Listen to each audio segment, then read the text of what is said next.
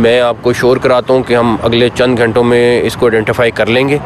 और इस time IG साहब और हमारी बाकी टीमें, चीफ कमिश्नर, हम सारे इस टाइम इसी काम पे लगे हैं कि इसको हर सूरत में हमने ट्रेस करना है कि बंदा कहाँ से आया है और बाकी उसकी डिटेल्स क्या हैं। दूसरा, कल आपको पता होगा कि कल वाना में शाम 5 बजे एक व्हीकल बोर्न सुसाइड बॉम्बर था जिसने एंट्री पॉइंट पे आके फटा, और वहाँ पे भी आपको पता है कि हमारी 3 शहादतें हुई और वहाँ पे 550 के करीब स्टूडेंट था, 40 के करीब टीचर थे। अल्हम्दुलिल्लाह हमारे जवानों ने वहाँ पे सबको बचाया और कोई बच्चा जो उनका प्लान था कि उनको किसी तरीके से वहाँ पे एक सिनेरियो बनाएं और उन सबको हॉस्टेज बनाएं, वो नहीं हो सका। लेकिन अभी उसकी इलाके की क्लियरेंस जारी है और इंशाल्लाह थोड़ी देर में वो हो जाएगी। उसमें सबसे इम्पोर्टेंट पॉइंट ये है कि जो वो आइडेंटिफाई हुआ है वो अफ़गानी है, और जो रात भी उनकी कम्युनिकेशन चलती रही है वो अफ़गानिस्तान में अपने लोगों के साथ करते रहे। तो वो उसमें तो हम बहुत क्लियर हैं कि वो सारा का सारा जो अटैक है उसमें अफ़गानिस्तान डायरेक्टली मुलव्वस है। लेकिन जहाँ तक रही बात कि ये जैसे ही बंदा आइडेंटिफाई होगा हम आपको बताएंगे कि ये बंदा कौन है, बिकॉज़ इस टाइम पे आपको पता है कि हमारा स्टांस क्या है। मैं सिर्फ अपने KPK के भाइयों से ये रिक्वेस्ट करूँगा कि प्लीज़ अपने आप को बदनाम ना करें। हमें अपने मुल्क के साथ खड़ा होना है, हमें अपने फोर्सेस के साथ खड़ा होना है जो इन दहशतगर्दों को क्लियर करा रहे हैं। ये आपको बदनाम करने की कोशिश कर रहे हैं, आपको अपने ताल्लुक़ के बुनियाद पर आपको साथ मिलाने की कोशिश कर रहे हैं। लेकिन हमारे लिए सबसे पहले पाकिस्तान होना चाहिए, उसके बाद कोई और मुल्क आता है, सबसे पहले पाकिस्तान। आप मुझे ये बता दें कि अफ़गानिस्तान में कितने लोग हैं जो अपने स्टांस से हट रहे हैं। तो ये हमें देखना पड़ेगा, हमें अपने मुल्क में अपने मुल्क के साथ रहना है सबसे पहले। तीसरा, एक चीज़ और है जो मेरे ख्याल में सबसे इम्पोर्टेंट है, वो ये कि हमने पहले कई दफ़ा अफ़गानिस्तान को foreign minister, deputy prime minister, defence minister, हम सब गए हैं और हम सब ने जाके उनको एविडेंसेस दी हैं, उनको डिटेल्स में चीज़ें दी हैं कि अफ़गानिस्तान में किस तरह वो लोग वहाँ पे ट्रेन हो रहे हैं, वहाँ पे किस तरीके से प्लानिंग करते हैं और यहाँ पे आके अटैक करते हैं। वो सब की सब चीज़ें मौजूद हैं और इसमें हम बिल्कुल क्लियर हैं कि अफ़गानिस्तान को इस सिलसिले में हर सूरत उनको रोकना पड़ेगा। ना रोकने की सूरत में हमारे पास कोई ऑप्शन नहीं है कि हम उन दहशतगर्दों का बंदोबस्त करें जो हमारे मुल्क पे अटैक कर रहे हैं। और तीसरा, हमारे पुलिस के जवान भी ज़ख्मी हुए हैं, लेकिन अल्लाह ताला की तरफ से जो ड्राइवर जिस गाड़ी पे अटैक हुआ है, अल्लाह ताला की तरफ से वो महफूज रहा है। ये भी मैं इनसे पूछ रहा था कि वो कैसे पॉसिबल हुआ है, बट कुछ चीज़ें होती हैं कि इंसान देखता है। लेकिन हमारे जवान ज़ख्मी हुए हैं। एक लॉयर हैं जो अभी आइडेंटिफाई हुए हैं, लेकिन उनकी आइडेंटिटी अभी नहीं पता चली, लेकिन वो उनके ब्लैक उन्होंने सूट पहना हुआ है, तो वो हमें है कि वो लॉयर हैं जो हैं। बाकी लोगों को आइडेंटिफाई कर रहे हैं, जैसे ही वो होंगे हम आपको डिटेल बता देंगे इंशाल्लाह। तो सर, एक हमसाया मुल्क का नज़ारा आपने जिक्र किया, दूसरा हमसाया मुल्क का जो उसी हमसाया मुल्क के बड़ा करीबी ताल्लुकात में है। गुज़श्ता रोज़ एक ब्लास्ट हुआ जिसमें धमकियाँ भी दी गई और हमसाया मुल्क के जो मीडिया है वहाँ पर कहा जाता था कि बदला भी लिया जाएगा। इस हमले का आप समझते हैं कि ताने बाने मिलते हैं?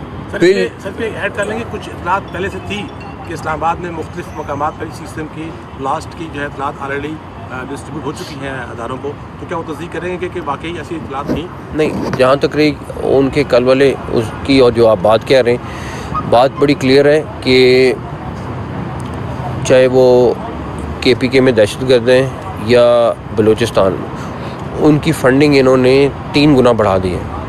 और इस टाइम पे जो आज का बॉम्ब ब्लास्ट है, इसको हम बहुत सारी चीज़ों से लिंक कर रहे हैं और आपको अगले आने वाले घंटों में या दिनों में हम बिल्कुल क्लियर हो जाएंगे कि क्योंकि ये वाला ब्लास्ट हम नॉर्मल ब्लास्ट नहीं ले रहे हैं। आज का ब्लास्ट इस्लामाबाद में होना, इस मौके पे होना, इस टाइम पे होना, इसके बहुत सारे मैसेजेस हैं। और सिर्फ हमें ये कि मैं कोई ऐसी बात नहीं करना चाहता कि जो इंडियंस करते हैं कि जी अभी ब्लास्ट होता नहीं, उससे घंटा पहले उनको पता होता है कि कहाँ पे ब्लास्ट है और क्या हुआ है। हम पूरी एविडेंस के साथ जाएंगे, हम पूरी डिटेल के साथ जाएंगे।